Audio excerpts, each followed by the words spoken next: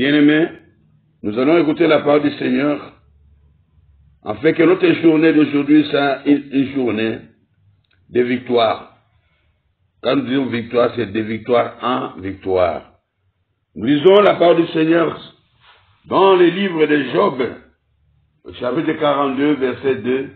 Nous écoutons la lecture au nom de Jésus-Christ. Nous lisons au nom de Jésus-Christ. Je reconnais que tout est possible pour toi. Je sais qu'aucun projet ne peut t'embarrasser. Ça, c'est une affirmation que nous attendons de la part de Job, qui s'adressait à l'Éternel, lui qui n'a jamais changé, il est le même hier, aujourd'hui, éternellement. Je reconnais que tu peux tout et que rien ne s'oppose à tes pensées. Rien ne peut t'embarrasser. Oui, bien-aimé, si tu parviens à comprendre la portée de ce message, de ce verset, alors tu as fini de trembler, tu as fini de souffrir, tu as fini de paniquer, tu as fini, bien-aimé, de t'inquiéter. Oui, s'inquiéter, paniquer, s'épouvanter, c'est le propre de l'homme terrestre.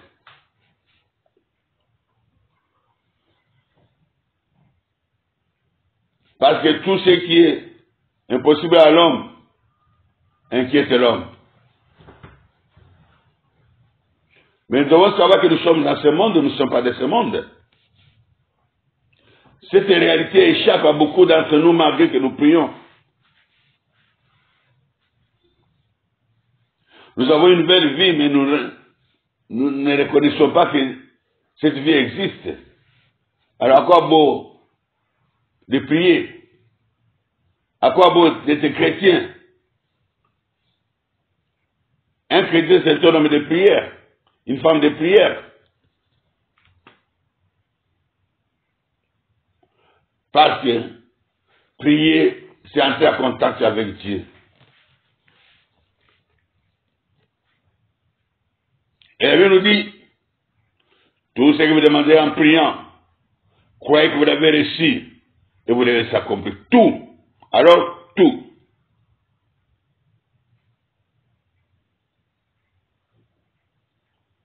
Si ces genres de versets existent, c'est pour qui, bien-aimé?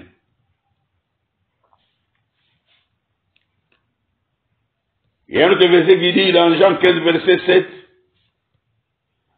si vous demeurez en moi, et que mes paroles demeurent en vous, demandez tout ce que vous voudrez, et cela vous sera accordé. Ce passage, c'est pour qui? Ce n'est pas un verset pour embellir la Bible. Ce passage, c'est pour toi et c'est pour moi. Pour donner de l'assurance dans notre marche de vie chrétienne.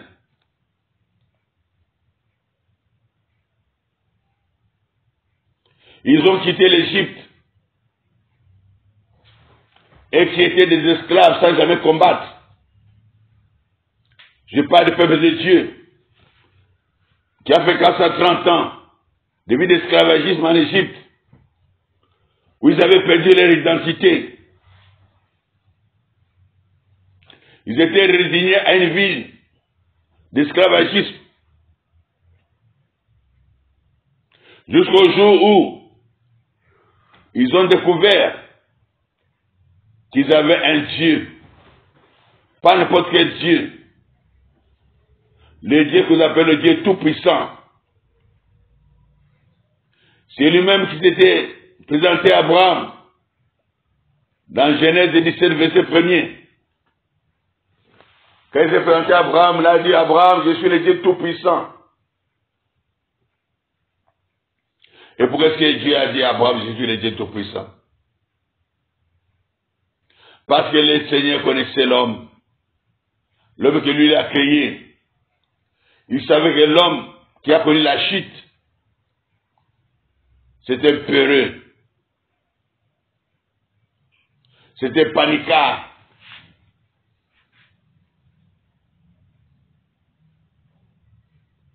Voilà pourquoi Dieu a voulu d'abord rassurer Abraham. Que je suis venu pour marcher avec toi.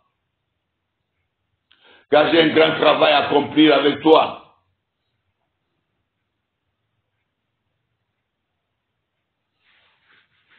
Tu ne me verras pas physiquement, mais je serai avec toi spirituellement. Mais une seule chose, je veux que tu saches.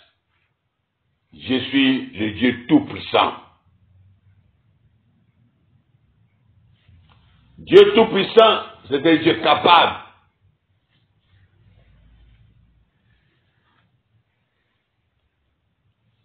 Capable en tout.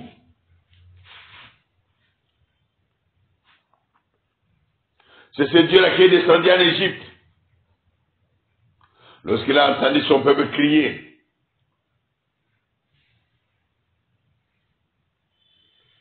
Lorsqu'il a entendu ses enfants crier. Pas crier de joie, crier de souffrance.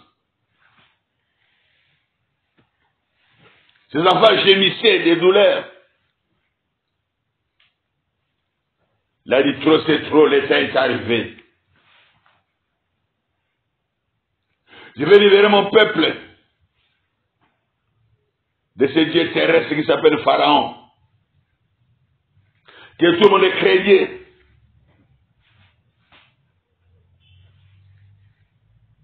Que tout le monde savait.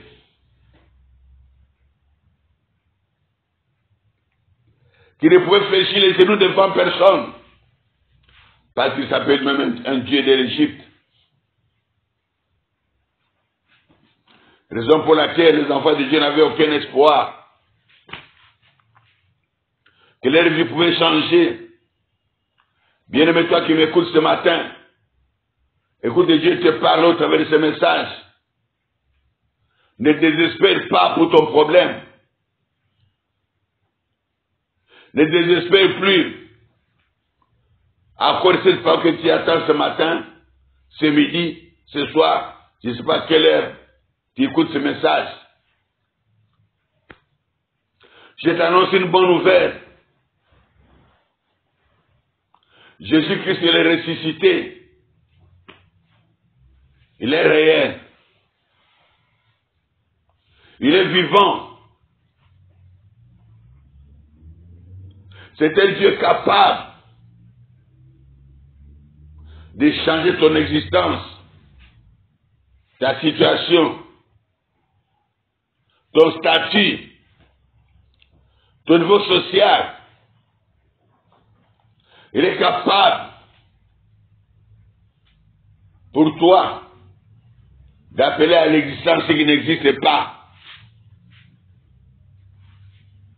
Il est capable de fermer n'importe quelle porte que le mien a ouvert dans ta vie. Même si cette porte, c'est une porte de malédiction générationnelle, lui il est capable de fermer cette porte-là.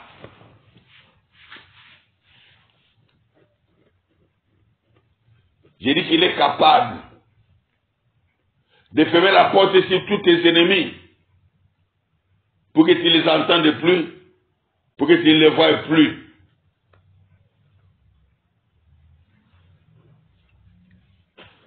Alors, bien-aimé,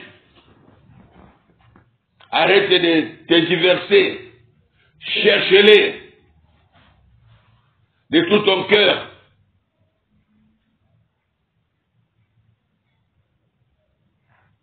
Ne les cherche pas comme le monde cherche. Cherchez-les comme lui veut qu'on les cherche. Il dit, vous me chercherez et vous me trouverez. Si vous me cherchez de tout votre cœur, et je me laisserai trouver par vous. Ah oui, cherche-les avec ton cœur. Si tu les cherches, tu vas les trouver. Parce qu'il va te laisser trouver.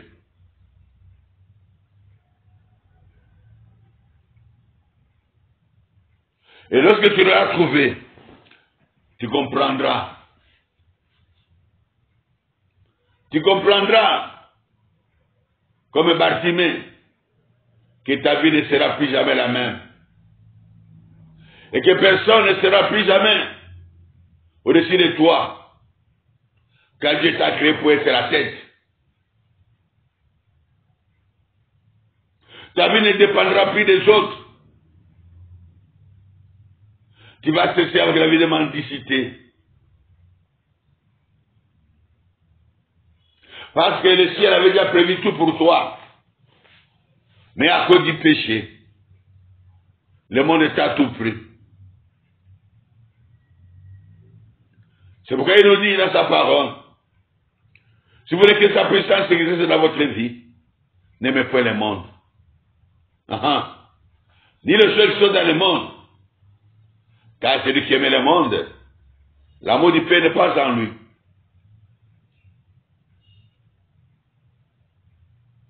Oui, il dit, si vous demeurez en moi, et que mes paroles demeurent en vous, toute demande sera exaucée.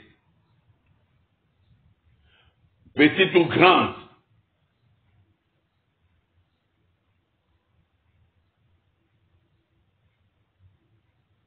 Il faudrait qu'il y ait cet amour conjugué. Tu demeures et lui demeure. Et ce n'est pas compliqué, bien-aimé. Celui qui doit tout apprendre. Il dit, venez à moi, vous toutes qui êtes chargés, fatigués. Fatigué de quoi? Chargé de quoi?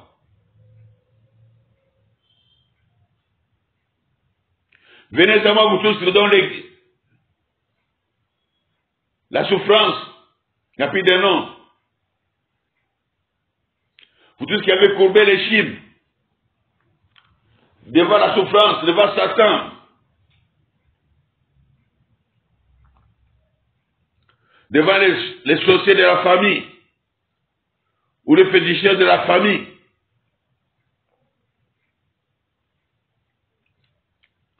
Vous qui avez souffert avec des interdits démoniaques, arrêtez.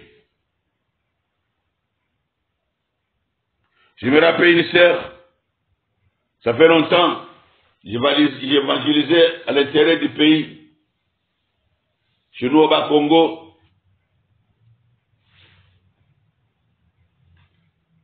Plus précisément à Lukala. Après le travail que Dieu nous avait demandé de faire pendant 3 jours, il s'est revenu me voir, il a dit, homme de Dieu, je crois à ton Dieu. Et je vais faire quelque chose parce que je crois à ton Dieu. Il dit, maman, tu veux faire quoi?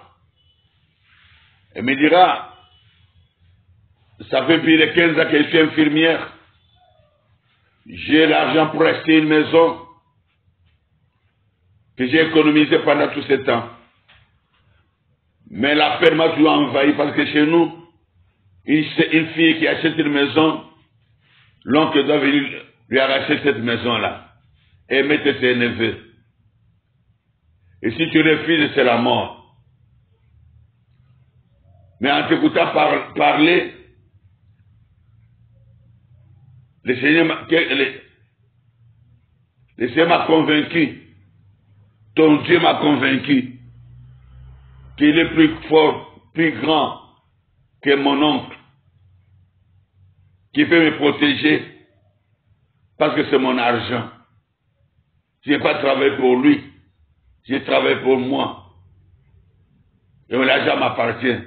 J'ai dit à la sœur, n'aie pas peur, ne crains rien. Viens avec cet argent, nous allons prier dessus.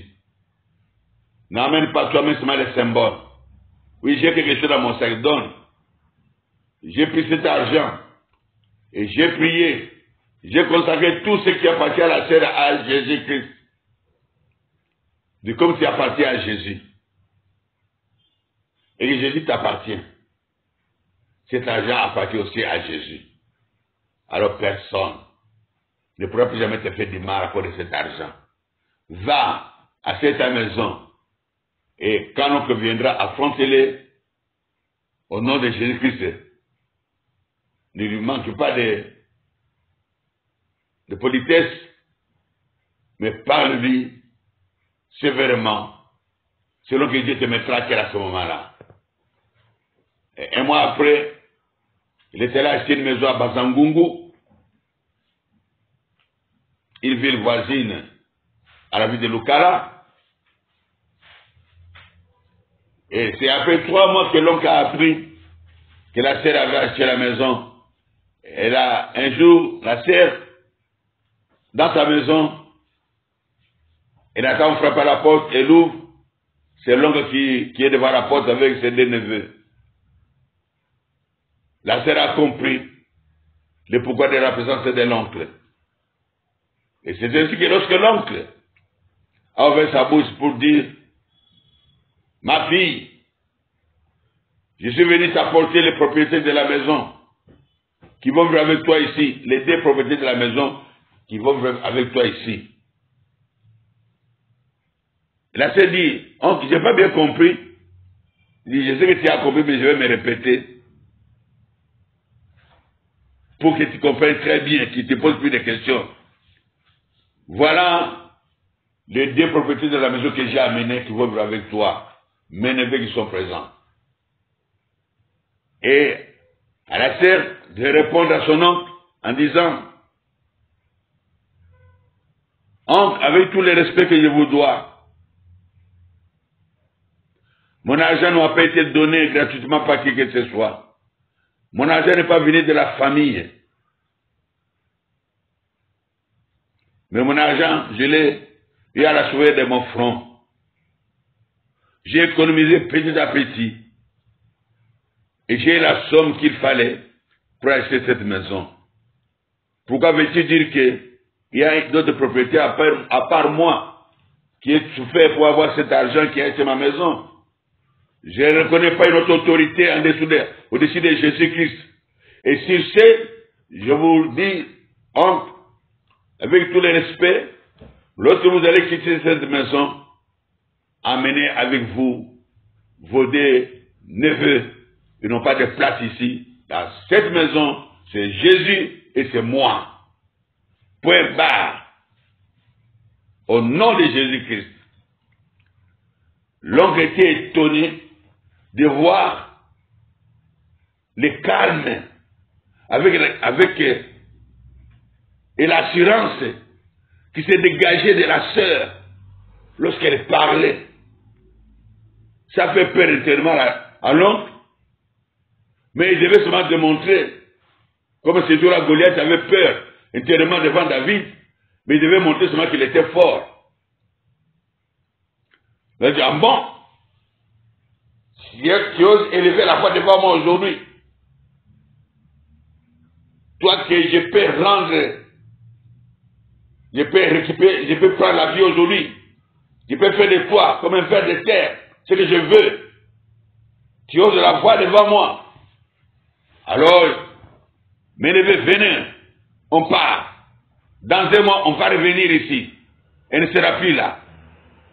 Cela veut dire que d'ici 1 mois, la sœur devait mourir. Parce qu'elle a tenu tête à l'homme fort de la famille. Et c'est comme ça qu'elle a pris ses 2 neveux. Et ils sont partis. La sœur a commencé à louer l'Éternel. Bénir l'Éternel.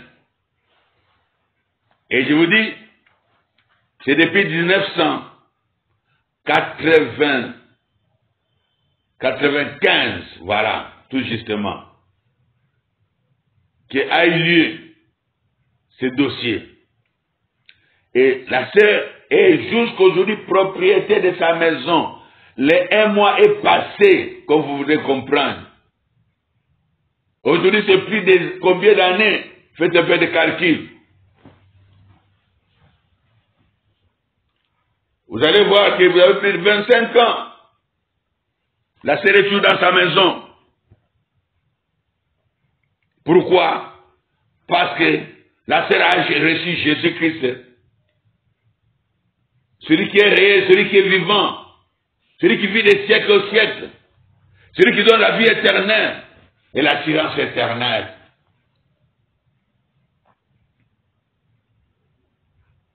L'oncle n'était plus jamais revenu. Je ne sais pas qu'est-ce qu'il avait fait, qu'il avait invoqué. Et tout ce qu'il faisait contre la sœur, s'est retourné contre lui. Tout, j'ai dit bien tout.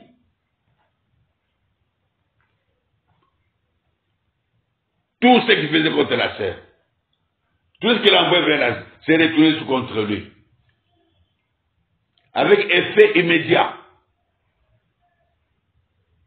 Et l'oncle a compris que cet enfant est allé trop loin. Non, l'enfant n'est pas allé trop loin. L'enfant a reçu Jésus-Christ dans sa vie. L'enfant fait de Jésus-Christ sa vie. Si toi aussi tu peux faire de Jésus-Christ ta vie, cette maladie va te quitter. Cette malédiction va te fuir. Il dit la vérité. Ce dossier va disparaître devant toi. C'est ainsi que il a dit à Moïse, pourquoi ces cris? Vous avez crié, je suis descendu. J'ai démystifié Pharaon au vu de tout le monde.